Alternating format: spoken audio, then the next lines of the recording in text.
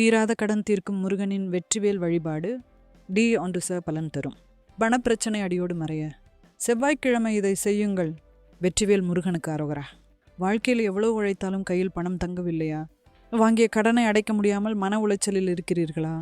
கவலைப்படாதீர்கள். கலியுக வரதன் முருகப்பெருமான் நினைத்தால் முடியாதது எதுவுமே இல்லை. உங்கள் பணக்கஷ்டம் தீரவும் கடன் சுமை மலையென வந்தாலும் பணியென மறையவும் செய்ய வேண்டிய எளிய ஆனால் சக்தி வாய்ந்த முருகர் வழிபாட்டை பற்றித்தான் இந்த வீடியோவில் பார்க்க போகிறோம். ஜோதிட ரீதியாக செவ்வாய் பகவானே கடனுக்கும் சொத்துக்களுக்கும் அதிபதி. அந்த செவ்வாயின் அதிதேவதை நமது தமிழ் கடவுள் முருகன். செவ்வாய் தோஷமோ அல்லது ஜாதகத்தில் செவ்வாய் பலவீனமாக இருந்தாலோதான் கடன் தொல்லைகள் ஏற்படும். அவரை வணங்குவதன் மூலம் நம் வாழ்வில் உள்ள தடைகள் அனைத்தும் நீங்கும். இந்த வழிபாட்டை நீங்கள் ஏதேனும் ஒரு செவ்வாய்க்கிழமை அல்லது சஷ்டி திதியில் தொடங்கலாம். காலை பிரம்ம முகூர்த்தத்தில் அதிகாலை 4:30 முதல் 6 மணி வரை குளித்து முடித்து பூஜை அறையை சுத்தம் செய்துவிட்டு முருகனின் படத்திற்கு முன் ஒரு நெய் தீபம் அல்லது நல்லெண்ணெய் தீபம் ஏற்றவும். குறிப்பாக மண் அகல் விளக்கில் தீபம் ஏற்றுவது கடன் தீர விசேஷமானது.